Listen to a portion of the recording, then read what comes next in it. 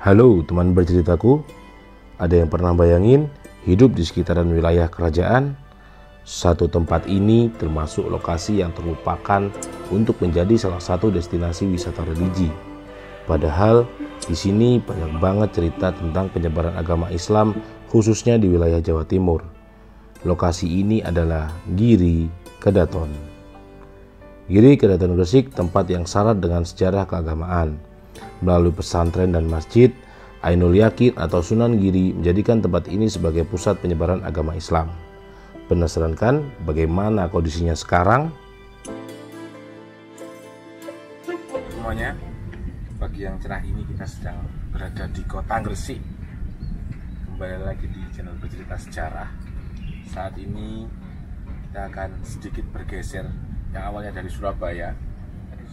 Terus sempat jelentang ke Malang, terus ke Kediri juga. Dan sekarang akhirnya kembali ke wilayah Arek.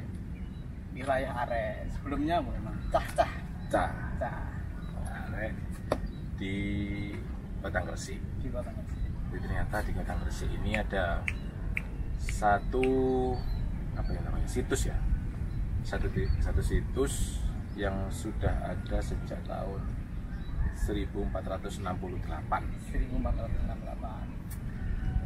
Orang Jawa Timur pasti sudah sering banget kesini, sudah pernah kesini. Ini di daerah pemakaman Sunan Giri. Jadi yang mungkin pernah wisata Wali Songo pasti pernah ke makam Sunan Giri lah. Dari makam sekitar 500 meter jalan ke arah timur nanti ada situs Giri Kedaton. Situs Giri Kedaton ini sendiri dinamai karena memang artinya sendiri adalah Giri itu tempat yang tinggi ya. Tempat yang tinggi atau bukit. Kalau Kedaton sendiri adalah kerajaan. Jadi memang disinilah Sunan Giri menapakkan kerajaannya. Jadi di sini dulu sempat ada kerajaan yang dipimpin oleh Sunan Giri atau yang bernama Muhammad Ainul Yakin. Beliau ini putra dari pasangan Syekh Maulana Ishak dan Dewi Sekardadu. Nah, keduanya ini memang konon ini ya mempunyai darah kerajaan semuanya ya. Jadi kalau Dewi Sekardadunya dari Kerajaan Belambangan, nah itu kalau sekarang namanya Banyuwangi. Nah, sedangkan yang Syekh Maulana Ishak sendiri itu dari Aceh, Samudra Pasai. Gitu. Jadi awal mulanya terbangun ini? Awal mulanya itu sebenarnya start kita mulai bercerita saat beliau Sunan Giri kecil ya. Jadi dulunya konon itu Sunan Giri katanya dibuang oleh kakeknya. Karena ya masalah internal keluarga lah di sini. Akhirnya beliau Sunan Giri ini ditemukan oleh Nyai Pinate namanya. Yang kemudian beliau menjadi ibu angkat dari Sunan Giri. Nah beliau ini yang Nyai Pinate ini tadi memberikan nama kesayangan lah, nama sayang. Biasanya ada nama sayang lah ya untuk putranya Sunan Giri ini. Akhirnya diberi nama Joko Samudro. Yang saat ini untuk area Gresik, Joko Samudro ini menjadi ikon kota Gresik itu sendiri, menjadi gelora. Berarti asal usulnya Joko Samudro itu karena ditemukan di laut. Ya, Joko Samudro. Nah, Joko itu kan laki-laki kalau secara Jawa. Beranjak sedikit ya dari kecil ke hampir ke remaja lah ya. Kemudian Sunan Giri ini diserahkan kepada Sunan Ampel untuk belajar agama Islam ke Ampel dan Tosana Surabaya. Iya. Nah, untuk belajar agama Islam. Nyantri lah, saya kata nyantri. Nah, dari situlah akhirnya Sunan Ampel menjuluki beliau Sunan Giri ini adalah Raden Paku. Jadi beliau ini nama kecilnya adalah Ainul Yakin, lalu kemudian menjadi Joko Samudro. Di Sunan Ampel diberikan lagi nama Raden Paku tadi. Nah kalau untuk Giri Kedaton ini sendiri gimana kok bisa terbentuk ya, bisa terbangun? Jadi memang ceritanya Jadi ceritanya itu gini, menurut informasi yang aku baca ya, jadi dari Sunan Ampel inilah saat beliau ini nyantri di Sunan Ampel, nyantri di Ampel Bento, itu beliau di umur 12 tahun itu ingin berangkat haji. Di umur 12 tahun ingin berangkat haji. Yang kemudian oleh Sunan Ampel itu tadi diarahkan, sebelum kamu berangkat ke Mekah untuk haji, belajarlah ke ayahmu yang ada di Aceh pada waktu itu, ke Syekh Maulana Ishaq di kerajaan Samudra Pasai. Nah, ditemani oleh Maktum Ibrahim yang konon katanya Maktum Ibrahim ini adalah Sunan Bonang. Bukan sekarang. Itu beliau akhirnya pergi ke Aceh. Ke Samudra Pasai. Nah, beliau pergi ke Aceh untuk belajar di sana. Kemudian ternyata oleh ayahnya beliau ini tidak hanya dibekali oleh ilmu agama Islam, tapi sampai ke rahasia Islam, pemerintahan, sampai ke politik. Jadi lengkap. Gitu. Nah, setelah nyantri dan selesai belajar di sana, beliau ingin ke Mekah, melanjutkan perjalanan. Iya. Nah, melanjutkan perjalanan itu, tapi akhirnya sama ayahnya dibilangi, daripada kamu ke Mekah untuk berhaji, lebih baik kamu mengislamkan orang Jawa. Memang di saat itu, di tahun itu kan Jawa sendiri ini masih dikuasai oleh Mojopahit. Jadi Hindu-Buddha ya? Ya benar, jadi agama yang dianut pada waktu itu adalah Hindu-Buddha. Jadi pesan dari Syekh Maulana Ishaq kepada beliau Sunan Giri, ini lebih baik untuk mengislamkan orang Jawa terlebih dahulu. Nah, sami'na wa ta'na, nurut kali gurunya, akhirnya Sunan Giri ini kembali ke Jawa. Nah, tapi sebelum kembali ke Jawa itu, beliau diberikan 3 bekal oleh ayahnya. Yang pertama memang baju gamis gitu. Yang kedua itu 2 orang teman dari Aceh sana, Syekh Brigi namanya. Terus yang ketiga segumpal tanah. Nah, dari segumpal tanah inilah beliau Syekh Maulana Ishaq berpesan kepada Sunan Giri, Mata Inul Yakin, coba awakmu boleh tanah sing podo yang sama seperti tanah ini. Iya. Nah, kalau sudah menemukan, bangunlah sebuah pesantren atau kerajaan di situ. Nah, dari situ beliau mencari. Jadi setelah pulang ke Jawa, beliau mencari di mana nih tanah yang sama ini dengan tanah yang diberikan oleh sang ayah. Akhirnya ditemukanlah di daerah Giri tadi, di Kebomas, kecamatan Kebomas tadi. Akhirnya disinilah terbangun Giri Kedaton. Gitu. Memang nama, kalau dari namanya sendiri kan Giri ya, jadi tempat yang tinggi. Giri kan tempat yang tinggi, sedangkan Kedatonnya sendiri adalah kerajaan. Ya bisa dilihat samping-samping kelihatan rumah-rumah warga. Nah, sampai sana yang kelihatan.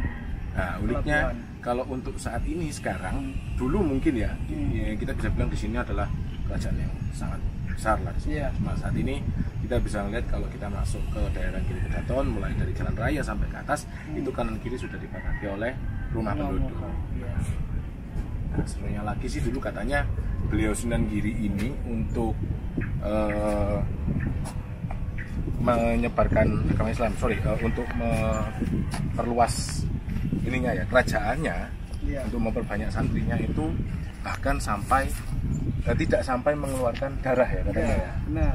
Tidak sampai jatuh peperangan. Benar, jatuh peperangan, karena memang itu tadi pada basicnya adalah beliau ini memperluas kerajaannya tadi dengan memperluas juga ajaran agama Islam. Nah, gitu. Kan memang asal muasalnya kan memang berangkat dari pesantren. Akhirnya jadi kerajaan. Nah, ini kalau kita dari bawah ke atas, kita melihat ada di sebelah kiri ini ada bebatuan. Jadi kalau sekilas kita melihatnya kayak batu biasa ya, tapi ternyata batu ini memiliki makna. Dulunya adalah sebuah tempat untuk menerima tamu. Jadi kalau memang kerajaan-kerajaan itu kan kayak ada semacam joglo-joglo banyak gitu ya. Kita bisa bayangin kalau di daerah yang seluas ini dan setinggi ini, di zaman dulu masih belum ada polusi, masih belum panas yang seperti ini. Wah, pasti luar biasa sejuknya, nyamannya di sini. Jadi memang sebelum tahun 1487 itu daerah sini memang masih dalam masa kekuasaan Mojopahit. Benar. Jadi saat itu otomatis mayoritas agamanya adalah Hindu dan Buddha. Lalu di 9 Maret 1487 dibangunlah atau adanya kerajaan gitu itu sih 9 Maret 1487 tadi. Ya, kemudian itu karena akhirnya Mojopahit melemah. Karena Mojopahit melemah, akhirnya kerajaan Mojopahit menyerahkan secara otonom daerah sini, daerah kiri ini. Nah, ini jadilah kerajaan sendiri. Nah, kalau kita melihat memang di Giri Kedaton ini bagian ujung atas sendiri ini sekarang adalah musola ya. Dan ini memang kalau dilihat dari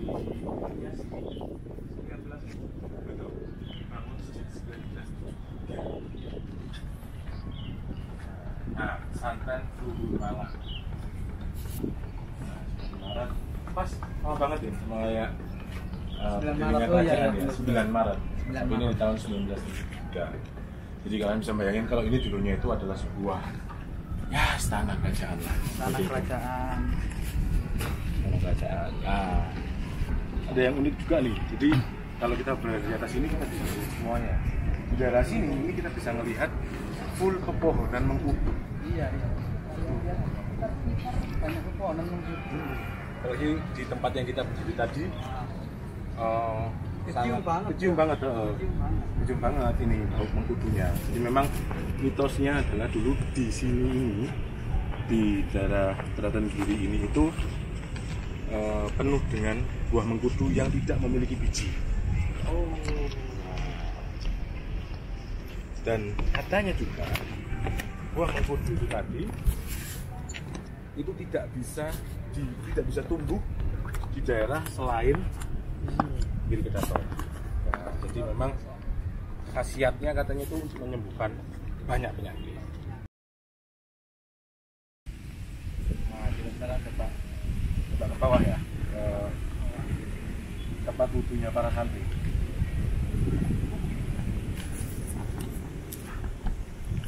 Oke. Malah kayak pemandian sebenarnya. Malah kayak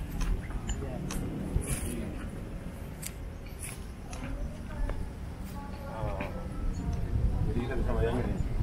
Apa? Ada. kalau kolam renang itu Bayangin aja. Ini Pak. Nah, ini rutin ya. iya Kasut. Atau mungkin airnya segini. Ini mungkin ya seginian.